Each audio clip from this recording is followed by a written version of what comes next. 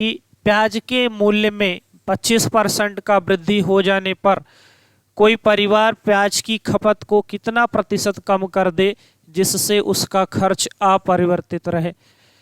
तो प्याज के मूल्य में कह रहा 25% का वृद्धि हो जा रहा है, उसके बाद परिवार प्याज की खपत को कितना कम कर दे।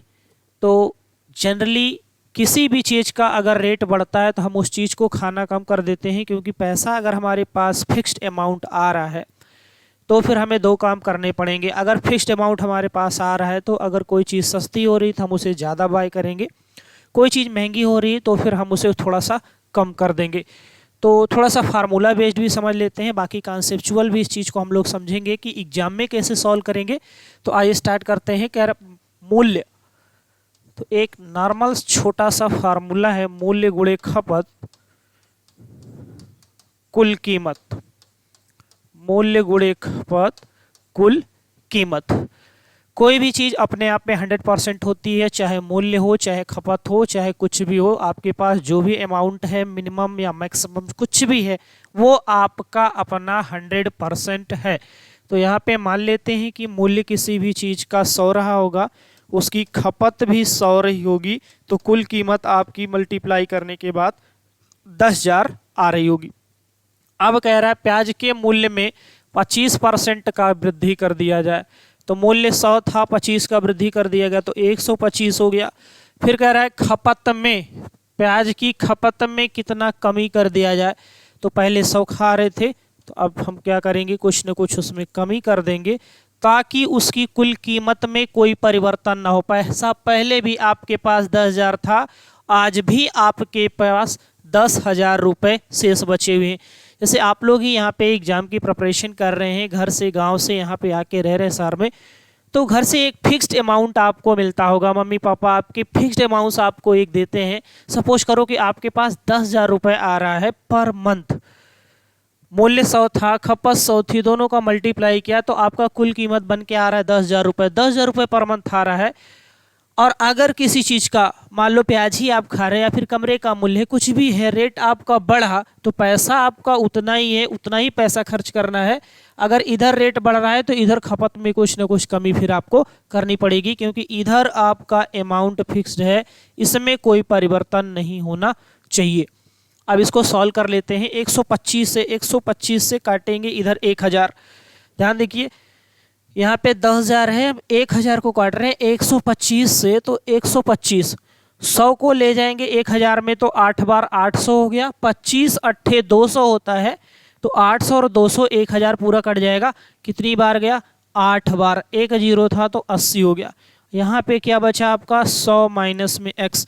100 और 80 का अंतर कितना, 20। तो x की वैल्यू क्या आ गई, 20%। तो आपको कमी कितना पड़ेगा, 20% का आपको खपत में कमी करना पड़ेगा। इस नहीं है, लेकिन थोड़ा सा और छोटा करने का प्रयास करते हैं। कह रहा है 25% का वृद्धि। तो 25% का वृद्धि क्या, 125 बटे 100। 100 था, 125 हो गया। प्याज के मूल्य में 25 का वृद्धि हो गया। अब कह रहा है प्याज की खपत को कितना कम कर दे। तो कोई चीज़ 100 थी, 125 हो गया, तो कितने का वृद्धि हो गया, 25 का वृद्धि हो गया। अब आपको कह रहा है कमी कर दे, कितना कमी कर दे। तो कमी किसमें करेंगे, वृद्धि होने के बाद अब आपकी चीज़ 125 हो गई है, तो 125 में कमी करेंगे। परसेंटेज निकालना है तो गुणे 100, परसेंटेज निकालना है तो गुणे 100। 25 से काटेंगे 5 बार, 5 से काटेंगे 100 को तो 20 बार, तो 20% बच्चों आपका आंसर यहाँ से भी आ जाएगा। इस तरीके से एग्जाम हॉल में अगर क्वेश्चन को बनाएंगे तो बहुत तेजी से आपका बनने वाला है। आइए अगला सवाल लेते हैं।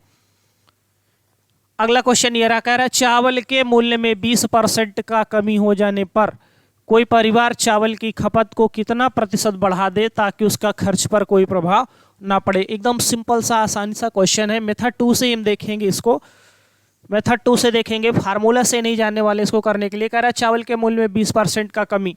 अब तो 20% का कमी होगा तो बचेगा क्या, 80%।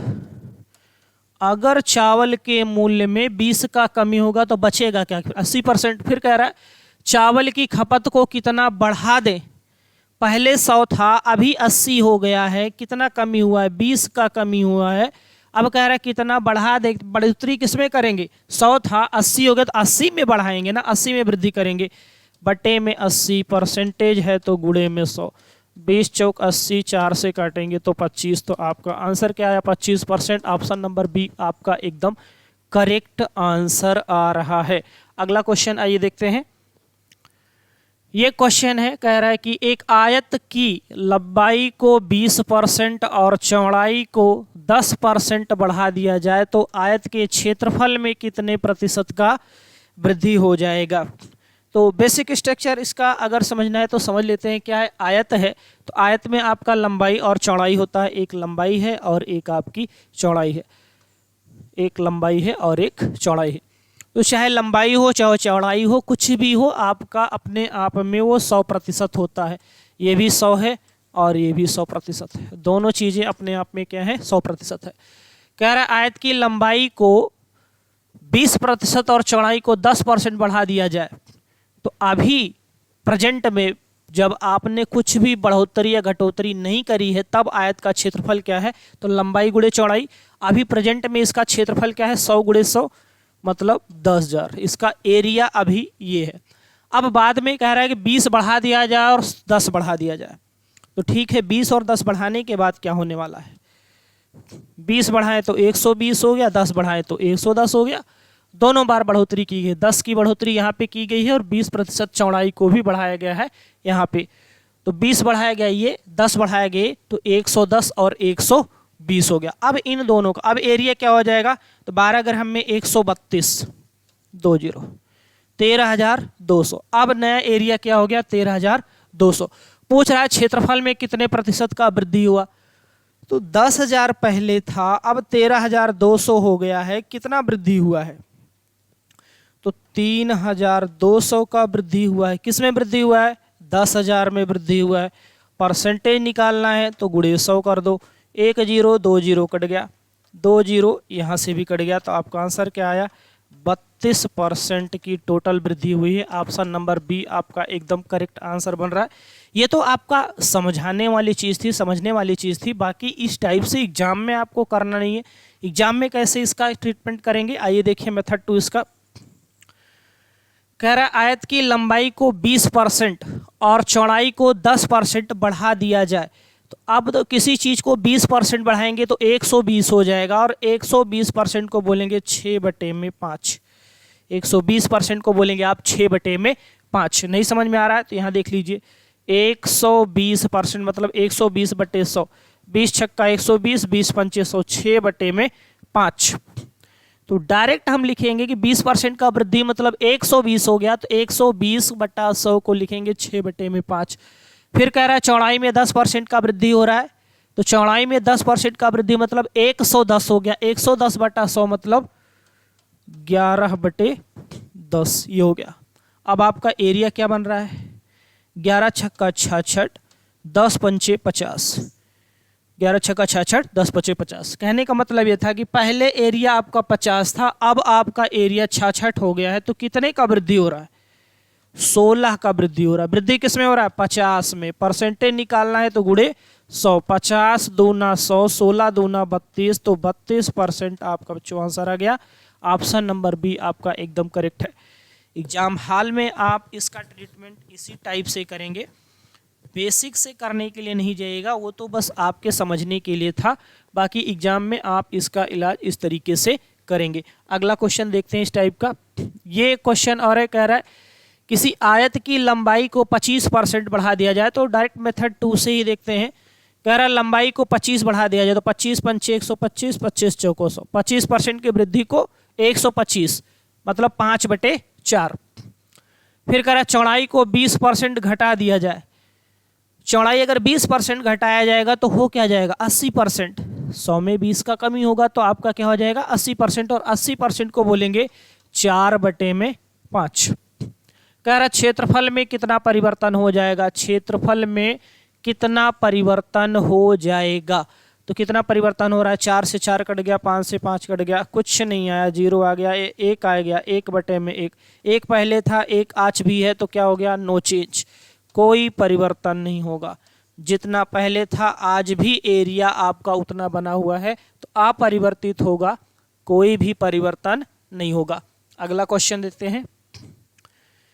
ये क्वेश्चन है, कह रहा है एक आयत की लंबाई में 10% का वृद्धि तथा चौड़ाई में 10% का कमी कर दिया जाए तो आयत के क्षेत्रफल में क्या प्रभाव पड़ेगा।